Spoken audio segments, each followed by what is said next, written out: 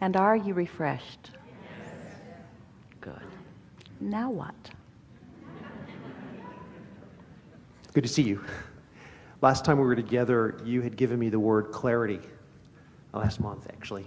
And the question that I guess that I wanted to ask you was that we've been talking a lot about being on our high-flying disc and maintaining that. And I'm curious to know, with coworkers or relationships or people that we have in our life, if they're having a really tough time or a go at something and they're in a really kind of negative state or a negative place, I'm curious, I would like to know, what can I do, to not be at the effect of that, to be able to maintain that high-flying disc state? And then also, what could I do to help that person, if anything?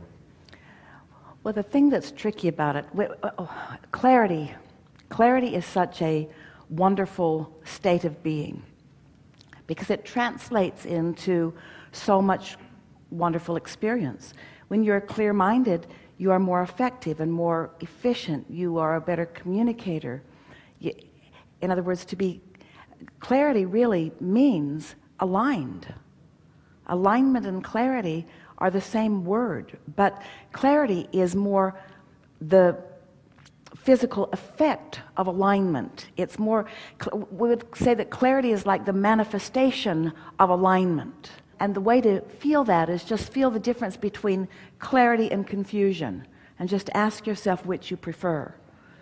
And that sort of foggy feeling, or that sort of stumbling around, not being clear about something, as compared to clarity. Clarity is such a wonderful feeling. And so it's something that you accomplish through deliberate focus. In other words, clarity is the result of a lot of momentum that is absent of resistance.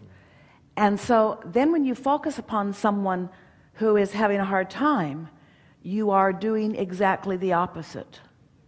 You got to a place of clarity by not focusing on that, and you will not maintain a place of clarity when you then do focus on that. That's as clear as we can be. So how does that fit in, Abraham? How do I be an uplifter? I want to be an uplifter. How do I be an uplifter?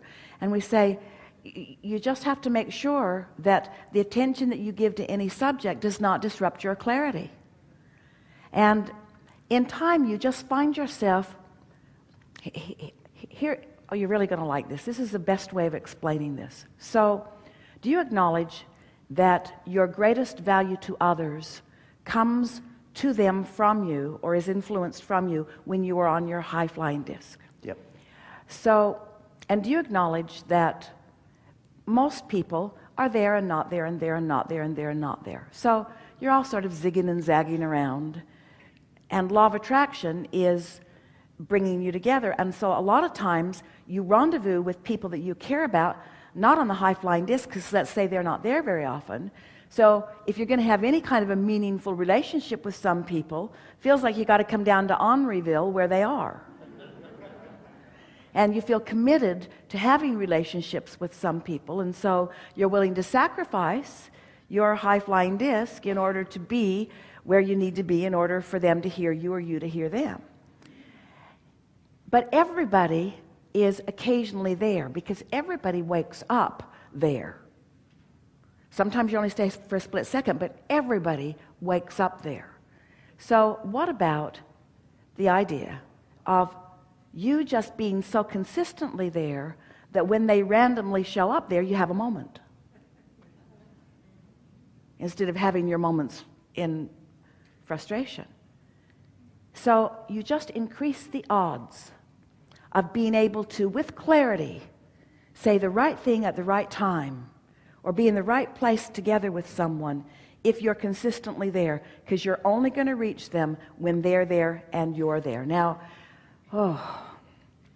that sort of puts teaching and mentoring in a whole new place, doesn't it? There are a lot of people that go looking for problems so that they can solve them.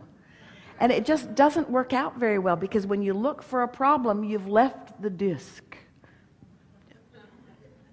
So now ask your question again. How can I help someone? Help them out of what? Help them out of confusion? Be clear.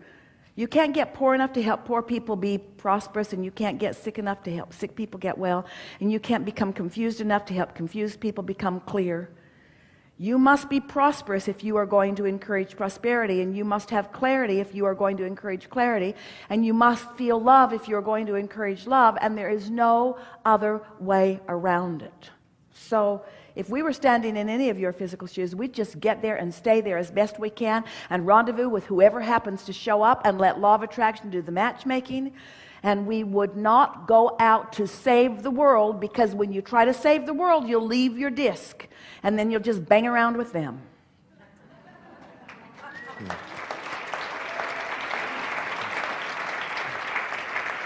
And no one wants to hear that. In other words, Esther knows that in her times of sadness and discouragement, once Jerry made his transition, that there were many people who were in their high-flying place that reached out to her, and she appreciates that they reached out. But they never connected with her unless she was in the vicinity. And she took that as her complete responsibility, you see. Do you ever like to be felt sorry for? Mm-hmm.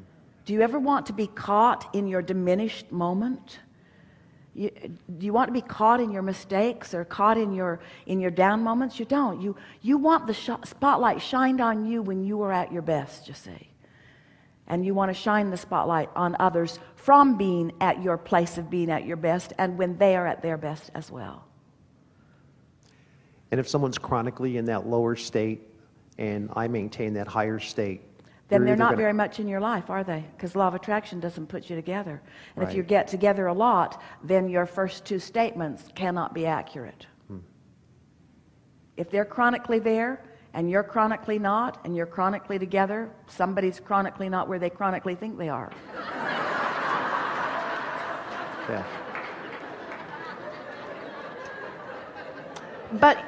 But you know, you can be there, and then take a dip for a moment, and be there, and take a dip for a moment, and be there. Just don't dip so much that you lose your place, you see. Mm-hmm.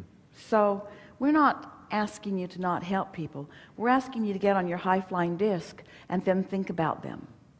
But it's easier to think about people who are having trouble when you're not with them, because when you're with them, what you're observing makes it difficult for you to maintain your we were talking about healing earlier, and we haven't talked about Jesus and healing for a while, but he was able to heal. There have been many, because he did not allow himself to see you in your sickness.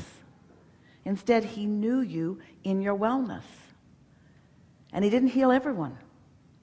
He didn't heal everyone. That's something that you're not talking about much when you tell that story. He couldn't heal those who were not in the vicinity. And when someone asked or thanked him, he said, "It is your faith that has made you whole. It was your proximity. It was your vibration. It was your expectation. It was your belief in me, maybe," is what he was saying. But something happened to change your vibration to a frequency that allowed for a moment the dog to get up. Yeah. Really good. Something more?